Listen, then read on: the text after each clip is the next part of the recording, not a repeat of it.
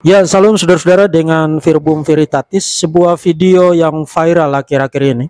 Beberapa hari terakhir ini terlihat di dalam video itu ada seorang bapak berbaju biru di Lampung, katanya ketua RT, memasuki tempat ibadah orang Kristen. Ibadah sedang berlangsung, kemudian dia masuk, kemudian teriak-teriak dan menghentikan jalannya ibadah yang sangat sakral tersebut. Tindakan itu sangat tidak patut dan sangat disayangkan. Dan saya kira para aparat keamanan harus segera bertindak, menertibkan orang yang ada di dalam video tersebut, supaya itu menjadi pelajaran bagi pihak lain yang ingin untuk ikut melakukan hal serupa di kemudian hari. Tindakan-tindakan semacam itu merupakan pelanggaran mutlak terhadap konstitusi negara kita. Bapak Presiden Jokowi telah menandaskan bahwa negara kita, dan memang itu ada di dalam konstitusi Undang-Undang Dasar Negara Republik Indonesia tahun 1945, menjamin hak dan kebebasan beragama dari setiap warga negara. Tapi bukan hanya itu, selain aparat keamanan harus bertindak cepat untuk mengamankan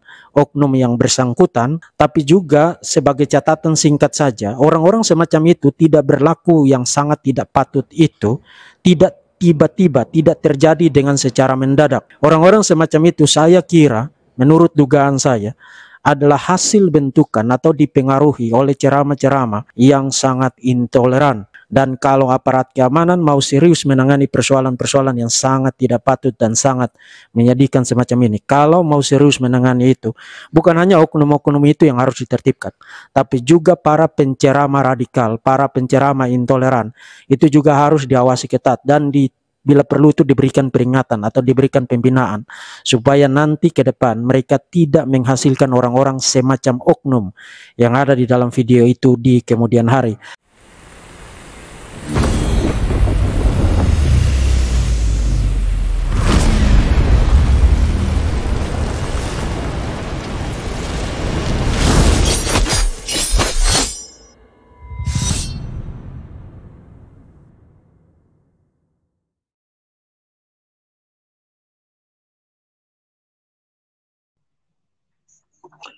Assalamualaikum warahmatullahi wabarakatuh. Berjumpa lagi dengan saya Dr. Akal ya di channel kesayangan kita, Hidayah Molaf Channel, channel yang mengedukasi dan menghibur. Ya, di kesempatan kali ini kita kembali akan membahas ya masalah toleransi di Indonesia, di mana tadi di depan teman-teman sudah mendengar ya statement dari seorang pendeta dan juga seorang guru teologi.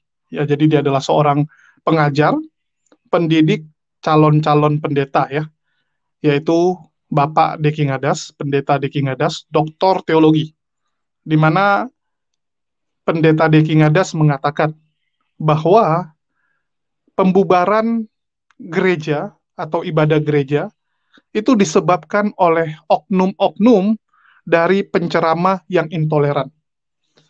Jadi menurut Pendeta Deki Ngadas, sumber masalah ya intoleransi itu karena adanya penceramah intoleran.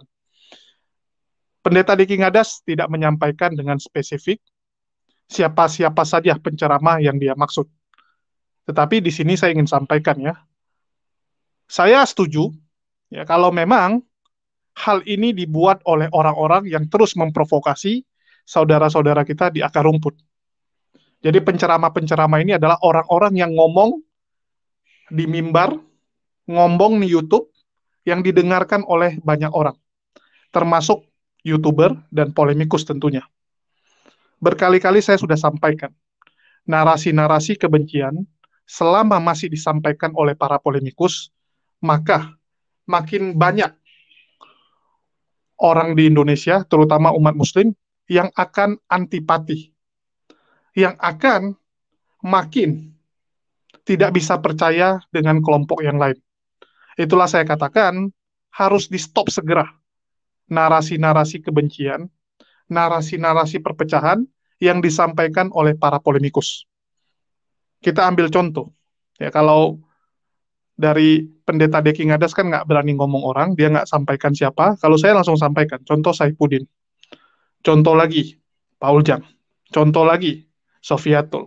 Narasi-narasi terus menghujat yang namanya Islam, dan tentu saja umat muslim itu punya tingkat kesabaran. Ada yang mungkin kesabarannya tinggi, ada yang rendah. Itu harus kita maklumi kawan-kawan. Harusnya yang diurus, yang dibereskan ya provokatornya gitu. Sama kayak misalnya ada demo ya, terus terjadi tindakan anarkis. Yang diamankan siapa teman-teman? Provokatornya. Yang biasa diamankan tuh harusnya provokator dulu, karena dialah biang keroknya. Siapa biang keroknya? Ya orang-orang ini yang terus memprovokasi umat muslim agar umat muslim marah. Kita tahu, bagi polemikus, mereka nggak peduli gitu dengan agamanya, dengan kondisi Indonesia, mereka nggak peduli. Yang mereka pikirkan bagaimana membuat umat muslim marah, dan saat umat muslim sudah marah, maka para donaturnya senang. Maka target dia sudah tercapai, yaitu menyenangkan hati donaturnya. Sehingga donaturnya ya akan mendonasikan uang lebih banyak kepada mereka karena dianggap sudah mewakili, sudah berhasil membalas sakit hati mereka. Kenapa mereka bisa sakit hati? Ya karena mereka Islamophobia. Kenapa Islamophobia? Ya masing-masing punya trigger masing-masing. Masing-masing punya cerita hidupnya masing-masing. Mungkin ya, dia dulu diputusin, atau dulu nembak cewek gitu kan, nggak dapat, sehingga dendam. Mungkin dulu punya kepahitan ya saat berbisnis dengan orang muslim, sehingga jadinya ya Islamophobia. Jadi banyak, masing-masing punya trigger masing-masing, punya sejarah masing-masing, kisah masa lampau masing-masing. Nah, itu urusan mereka. Tetapi yang jadi masalah adalah polemikus-polemikus ini terus menggaungkan kebencian-kebencian kepada Islam. Ini yang harus di-stop. Ya, jadi penceramah-penceramah intoleran ini harus di-stop. Kalau menurut saya, orang-orang seperti Sofiatul, Tanpa Ragi, ya ini harus segera di-stop. Kalau enggak, ya akan seperti ini. Belum lagi ya, kita juga masih menyayangkan kenapa channel dari pendeta Saifuddin Ibrahim itu belum diblok. Padahal, ya kalau memang nggak bisa ditangkap, ya minimal dia punya channel diblok. Nggak bisa diakses dari Indonesia. Kalau ada orang Indonesia atau penggemarnya ingin akses melalui VPN, ya itu urusan dia lah. Minimal pemerintah sudah menunjukkan bahwa ada usaha. Ada usaha untuk membereskan masalah ini. Oke, karena Deki Ngadas nggak ngomong, ya menurut dia siapa penceramah intoleran, kita lanjut kepada teman dia, ya teman dari Deki Ngadas yang ternyata juga membuat narasi yang mirip gitu, ya membuat narasi yang mirip yang dimana dia mengatakan ternyata ini alasan pejabat tidak boleh memberi izin pendirian gereja. Jadi di sini yang akan saya bahas adalah salah satu muridnya ya, kalau nggak salah muridnya juga, yaitu Didit Yuli ya. Didit Yuli, di mana dia buat konten judulnya seperti ini teman-teman. Ya ini sebagai bukti. Ya ini langsung channelnya Didit Yuli ya. Ini alasan pejabat tidak boleh memberi izin pendirian gereja. Ini situsnya, ini langsung channelnya Didit Yuli ya. Jadi teman-teman bisa lihat bahwa dia menyalahkan orang-orang tertentu di balik tidak diperbolehkannya izin pendirian gereja. Apa yang ingin dia sampaikan? Ya kita putarkan dulu sama-sama ya. Ini apa yang kira-kira ingin disampaikan, kenapa videonya ini ada video dari Ustadz Abdul Somad. Oke, kita dengarkan dulu bersama-sama. Bagaimana dalam agama Islam seorang muslim berdirinya rumah ibadah seperti kelenteng, gereja, dia dapat dosa jariah, mengalir terus. Man sanna fil islami sunnatan hasanatan, siapa yang berbuat baik falahu ajruha, dia dapat pahalanya. Seorang pejabat itu seorang mendirikan sebuah tempat beribadah yang semestinya tidak boleh didirikan dosa. Tapi kalau misalnya itu komunitas kaum Kristiani, satu kampung Kristen semuanya yang dan tidak orangnya kaum Kristen. Sekarang permasalahannya membuat gereja di kampung kaum muslimin. Ini kan mengganggu.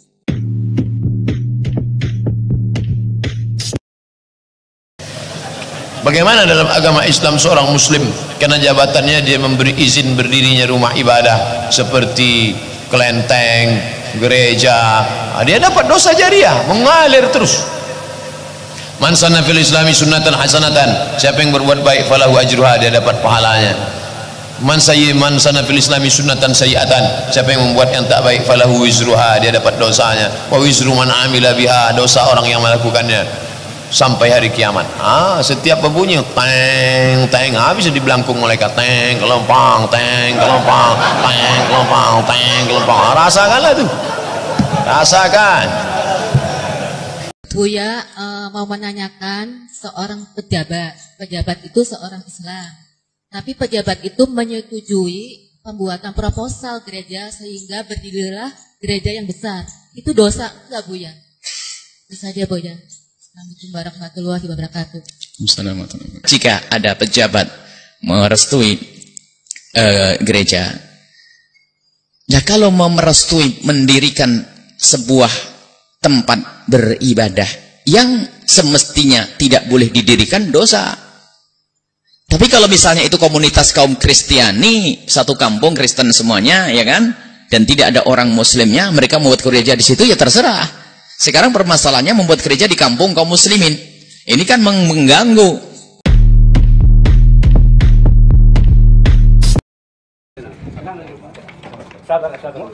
Diri Tuhan. Udah, mau ibadah, Pak. Mau ibadah dulu.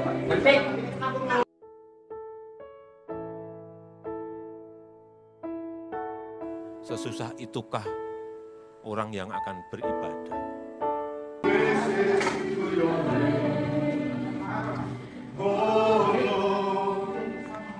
Ini yang beragama Kristen, Katolik, Hindu, Konghucu, ini memiliki hak yang sama dalam beribadah. Memiliki hak yang sama dalam kebebasan beragama dan beribadah. Sesusah itukah orang yang akan beribadah?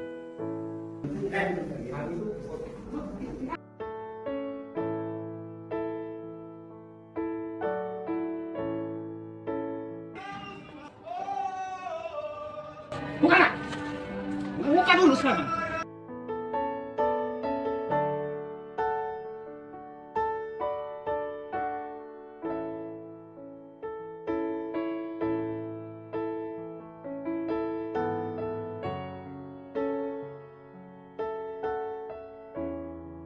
Beragama dan beribadah itu dijamin oleh konstitusi kita, dijamin oleh Undang-Undang Dasar 1945.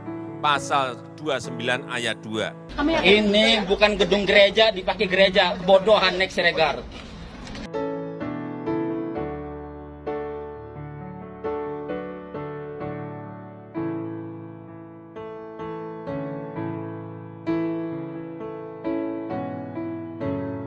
Ini bukan gedung gereja, dipakai gereja. Kebodohan Nek Siregar.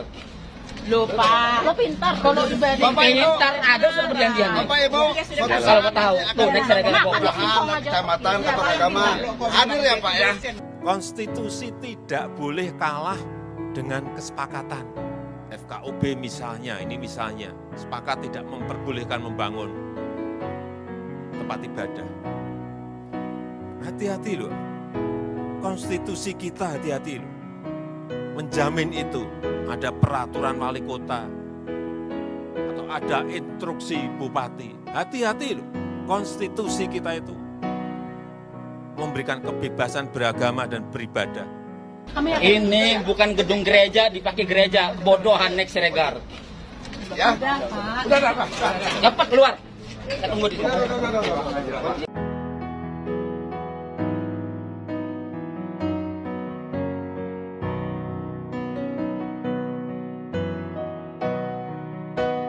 Dandim, Kapolres, Kapolda, Pangdam harus ngerti ini.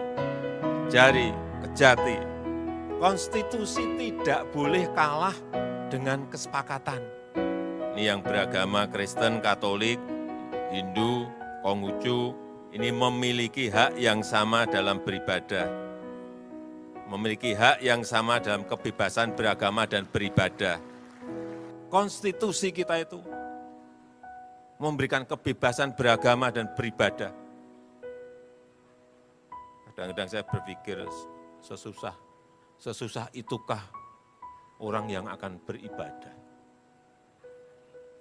Sedih gitu kalau kita. Ya teman-teman sudah dengar ya, jadi dia mencoba membenturkan statement dari Ustadz Abdul Somad, Ustadz Buya Yahya, dan juga Presiden Jokowi ya.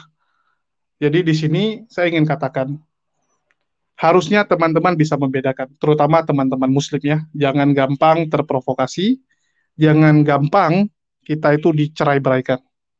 Yang pertama, setiap orang ngomong atas kapasitasnya masing-masing. Ya, atas kapasitasnya masing-masing. Di sini ya Buya Yahya dan juga Ustadz Abdul Somad menyampaikan secara Islam. Yang disampaikan mereka itu secara Islam. Jadi di Islam, ya tentu saja kita disarankan untuk tidak memberikan izin untuk pendirian rumah ibadah kafir. Ya. Itu keyakinan Islam kita. Dan sudah dijelaskan dengan panjang lebar ya oleh Buya Yahya dan juga Ustadz Abdul Somad. Apakah ini intoleransi? Tentu saja tidak. Menurut saya ini tidak intoleransi. Jadi kalau umat Kristen mau bangun tempat ibadah, ya silakan bangun di daerah Kristen. Yang jadi masalah adalah sering kita mendapati ini perkumpulan Muslim. Tiba-tiba di tengah-tengah dibangun gereja. Padahal di lingkungan sekitar nggak ada orang Kristennya. Sehingga ini kan menimbulkan polemik. Ngapain gitu? Ngapain bangun gereja kok di tengah lingkungan Muslim? Ada apa? Begitu umat Muslim nggak ngasih izin, tidak mau teken, orang Kristen bilang intoleransi. Ini kan konyol gitu.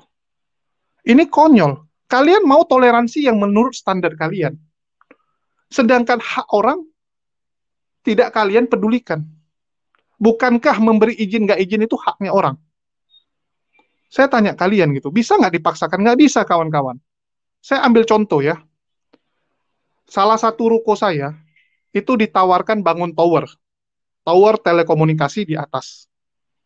Dan seperti biasa, harus izin tetangga, kiri kanan, depan belakang. Tetangga saya nggak mau teken, dengan alasan takut sinyal radiasi. Padahal itu alasan yang nggak konyol ya. Nggak bangun di tempat saya, bangun di sebelah-sebelah saya. Kena juga dia radiasinya, kan gitu. Kalau bicara radiasi, apa bedanya di tempat saya sama di samping saya gitu? Atau geser 10 meter, ya sama saja.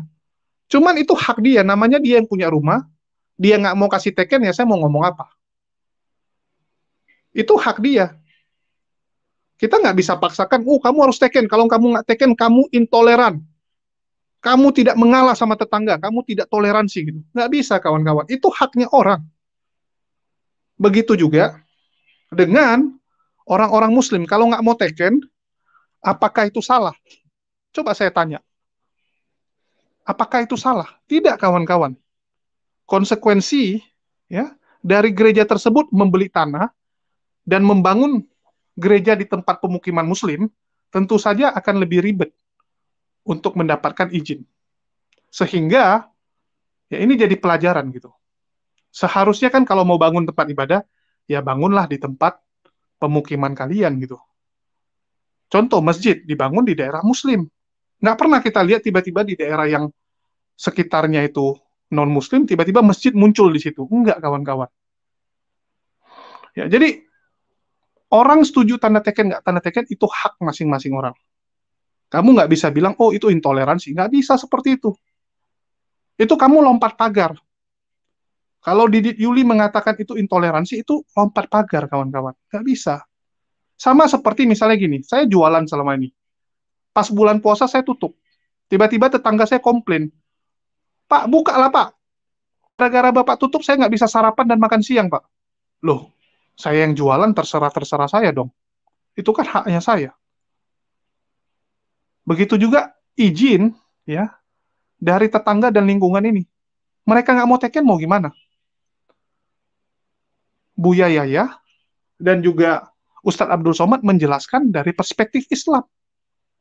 Secara Islam, ya itu memang seperti itu, mau gimana gitu. Apakah kalian ingin berteriak, ya, ubah saja ayat kalian, ubah saja aturan agama kalian gitu kan. Seperti yang dilakukan oleh Saifuddin, ubah ajaran kalian. Itu malah namanya lompat pagar, teman-teman. Tolong hargai gitu. Harusnya ya kalian pertimbangkan gitu, saat beli tanah, saat mau bangun tempat ibadah, ya carilah daerah yang pemukiman Kristen. Atau solusinya seperti saya sampaikan, ya pindah ke lingkungan itu, sewa. Ya misalnya kalian terlanjur, kalian bilang, oh tanahnya terlanjur di lingkungan Muslim. Ya sudah, sewa saja rumah-rumah di sekitar, atau suruh jemaatnya pindah ke sana. Ya, minta kepada jemaatnya agar mau pindah ke daerah situ, biar izinnya gampang. Saya dari dulu memberikan solusi ya, bukan istilahnya komplain-komplain seperti yang dilakukan polemikus. Waktu di Cilegon juga saya bilang seperti itu, suruh aja pindah gitu. Ya minta kepada jemaat-jemaat, suruh Paul Jang, ya Saipudin pindah ke sana, atau polemikus-polemikus ini satu orang pindahlah satu. Ada 30 saja udah cukup gitu. Karena kan pasti ada jemaat yang lain juga gitu. Dari polemikus yang di medsos sudah 30 gitu. Jadi carilah solusi, bukan kerjanya tuh memprovokasi. Apalagi ya dibilang, oh ini intoleransi, ini kan kacau. Sedangkan Presiden Jokowi menyampaikan sesuai dengan kapasitasnya sebagai presiden. Presiden itu berdiri ya di atas semua agama. Tentu saja ya, keputusan dan juga tindakan presiden yaitu atas kepentingan bersama. Beda gitu kawan-kawan. Itulah saya bilang, ya, banyak kita lihat umat muslim gitu. Di saat dia harus memilih antara kepentingan A sama kepentingan B, ya kepentingan agama dan kepentingan lainnya, dia lebih memilih ya udah saya mundur. Sama seperti Yusuf Hamka, memilih mundur karena susah gitu. Anda menyuruh, ya sudah tinggalkan kepentingan agama, utamakan kepentingan ini. Karena dia nggak sanggup, ya udah mundur. Seperti itu yang terjadi, kawan-kawan.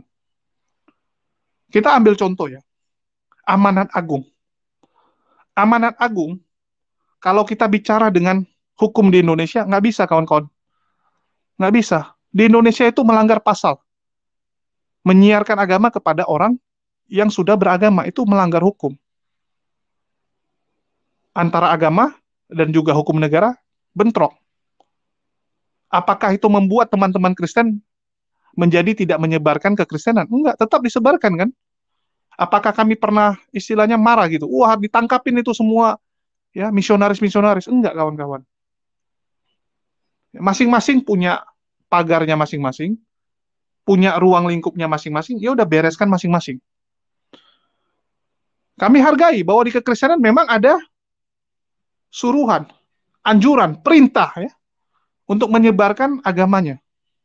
Padahal kalau kita benturkan dengan undang-undang Indonesia itu nggak boleh. Nggak boleh. Nggak boleh kan?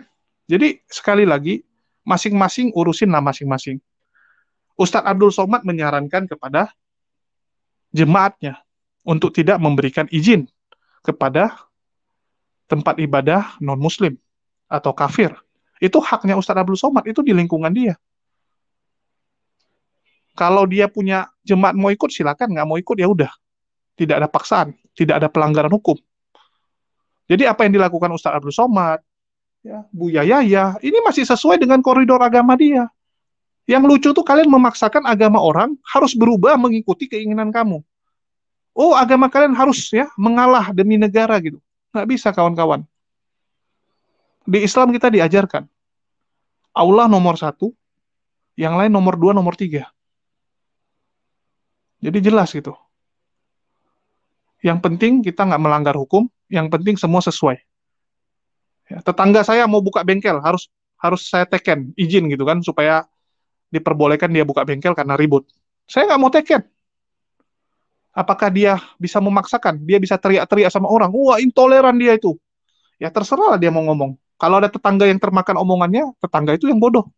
Menurut saya dia yang bodoh gitu. Paling kan dia gitu kan. Yang dilakukan dia apa? Menjelek-jelekan saya. Tetangga saya mau buka bengkel, saya nggak kasih izinnya, saya nggak mau teken. Paling dia ngomel-ngomel, terus jelek-jelekan saya. Dia bilang, wah, ya dokter Akal jadi tetangga nih nggak toleransi. Saya mau buka bengkel saja tidak diperbolehkan. Dia jelek-jelekkanlah saya sama tetangga semua. Paling seperti itu. Dan ini yang sedang terjadi, harus kita akui. Ya, yang sedang terjadi kan seperti itu. Dijelek-jelekkan lah. Umat muslim intoleran karena nggak mau teken. Loh, terserah orang lah mau teken atau enggak. Kalian pun lucu gitu. memaksakan kehendak. Kalian yang butuh, begitu nggak dapat, marah-marah. Harusnya kan dipikirkan dari awal. Gimana cara supaya bisa dapat izinnya. Ya bangunlah di tempat yang full atau pemukiman yang kira-kira potensi dapatnya itu besar. Itu yang pertama. Terus yang kedua, ya bagaimana kalian ya istilahnya mendapatkan hati tetangga-tetangga itu supaya dia mau teken. Kan seperti itu. Sama seperti saya waktu mau menyewakan ruko saya untuk tower. Apakah saya langsung ucuk-ucuk datang ke tetangga saya, suruh dia, "Oh, teken ini ya, saya mau bangun ini, tolong teken." Enggak. Ya saya juga belikan makanan, ya saya ngomong baik-baik gitu kan. Ya kita coba lobby dulu kan. Nah, itulah gunanya kita ini apa ya? eh, Menggunakan dialog. Ya, itulah fungsinya dialog gitu kan, komunikasi.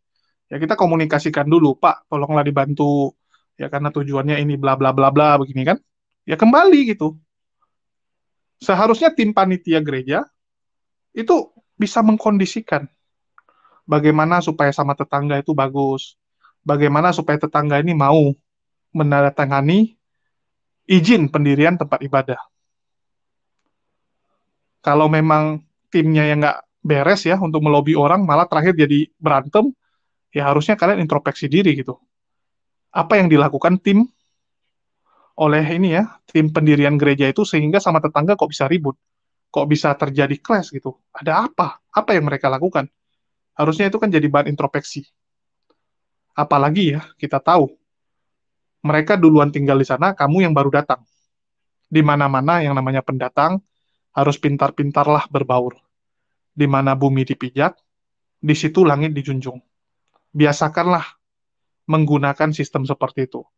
Jangan merasa, "Wah, saya kenal sama bos, saya kenal dengan pejabat, saudara saya ini, saudara saya itu, wah, saya punya backing." Terus mau lompat pagar, terus main tabrak sana, tabrak sini. Nggak bisa, kawan-kawan. Ya, jangan selalu menganggar-nganggar punya inilah, punya itu. Nggak ada gunanya. Nggak ada gunanya, kawan-kawan. Lebih bagus itu kita merendah. Ya, begitu kita datang, carilah solusi.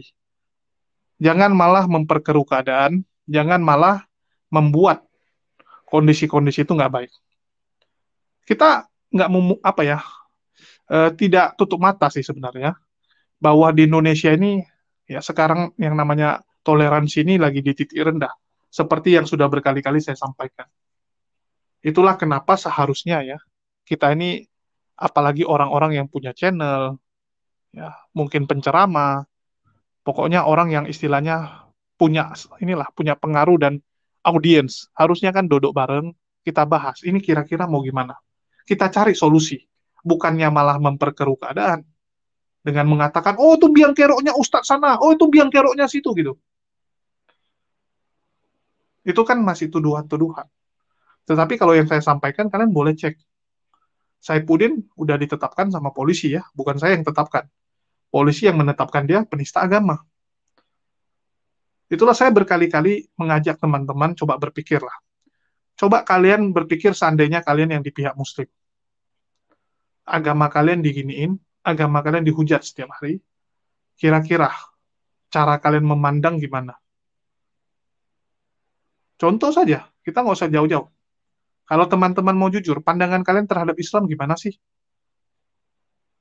Kalau dari 1 sampai 10, poinnya berapa? Lebih ke negatif atau lebih ke positif? Pandangan kalian ya. Itu kan sudah menunjukkan gitu, bahwa ada sesuatu yang harus diperbaiki bersama. Itulah kenapa saya bilang, ya harusnya pemerintah lah mungkin sebagai penengah, atau satu tokoh yang istilahnya dapat diterima oleh kedua belah pihak untuk membereskan ya, untuk meredam ini.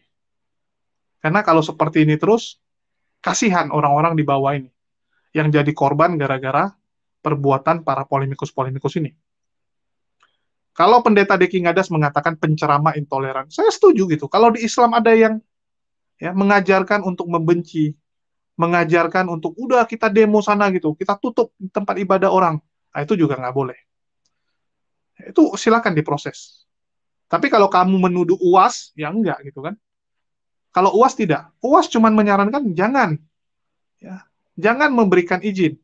Bukan udah mau bangun baru ribut, enggak. Jangan berikan dari awal. Jadi dari awal memang menolak gitu. Bukan udah terlanjur jalan baru ribut, enggak. Kenapa dari awal ditolak? Supaya tidak menimbulkan keributan di kemudian hari. Daripada terlanjur. Ya, sudah setengah jalan baru ribut. Wah, orang juga serba salah gitu. Yang di sebelah sana merasa, wah saya udah rugi dong, saya udah bangun sampai setengah. Udah berapa uang yang saya keluar? Kalau nggak jadi rugi. Sehingga ribut pun jadi. Jadi jangan terlanjur orang sudah, apa ya, istilahnya udah kepalang basah gitu. Kalau orang udah kepalang basah, ya dia akan totalitas.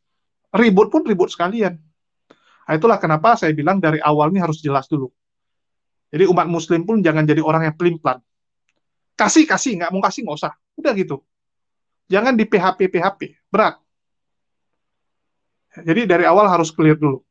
Dan ini juga jadi pelajaran juga gitu, buat teman-teman Kristen mungkin ya. Besok-besok kalau mau beli tanah, ya coba dipastikan lah. Dipastikan kira-kira lingkungan sekitar setuju nggak. Jangan nanti udah terlanjur beli, ternyata nggak keluar izinnya, kecewa. Nanti nyalahin orang.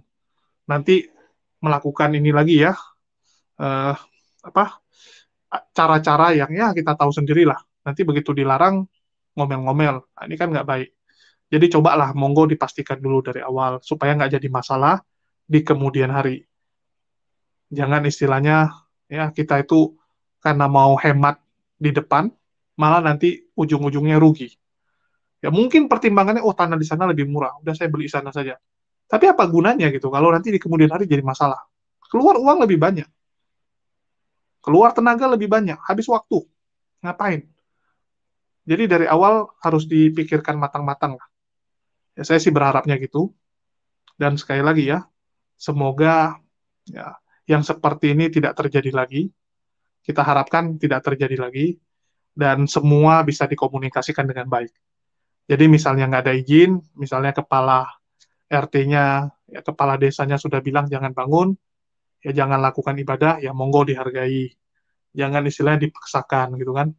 Nanti begitu dilarang jadi masalah. Begitu juga dengan teman-teman muslim gitu. Kalau dari awal kalian mau kasih mereka bangun, ya kasih aja gitu. Jangan nanti udah kasih, besok di tengah jalan kalian larang gitu. Karena saya ada dengar juga gitu, ada beberapa daerah, ya, jadi masyarakatnya sudah teken. Cuman terakhir ditarik lagi tekenannya dengan alasan bahwa mereka tertipu. Ya, mereka bilang, waktu saya ditawari teken itu, saya nggak tahu itu tempat untuk jadi gereja. Apapun ceritanya, ya siapa suruh kalian dibodohi sampai bisa neken. Harusnya dicek baik-baik gitu. Ya, jadi semua pastikan dulu. Jangan istilahnya kalian sudah teken, ya, terus tiba-tiba kalian marah-marah. Kadang-kadang kita nggak bisa salahkan juga panitia gitu. Karena waktu suruh teken kan bisa jadi dia suruh bawahannya, dia suruh anggotanya. Jadi anggotanya melapor, Pak sudah beres Pak, mereka setuju. Oh mereka setuju, oke kita jalan gitu kan. Tiba-tiba di tengah jalan mereka kena stop. Ya kasihan juga gitu. Nah, jadi coba dipastikan dulu lah semua baik-baik. Dan semoga pemerintah bisa menjadi mediator. Ya, agar semua ini tertib. Ya. Dan mungkin itu jadi pertimbangan ya. Kalau ke depannya itu sebelum bangun ya cobalah dicek bagus-bagus bisa dapat izin atau enggak. Kalau nggak bisa dapat izin ya udah beli di daerah yang pemukimannya lebih banyak Kristen. Ya, walaupun nanti mungkin ada tantangan yang berbeda gitu. Seperti yang disampaikan Saipudin ya. Bisa jadi karena beda denom nggak mau teken. Karena yang mau bangun ini denom yang tidak sesuai, tidak sama dengan dia. Yang dia anggap sebagai pemahaman bidat gitu kan. Karena banyak juga yang saling membidatkan. Jadi serba salah. Mungkin itu saja yang bisa saya sampaikan ya. Makasih buat dukungan teman-teman semua. Terima kasih buat semua doa dan juga support selama ini. Dan di akhir kata saya ucapkan wassalamualaikum warahmatullahi wabarakatuh. Sampai jumpa di konten-konten kita berikutnya.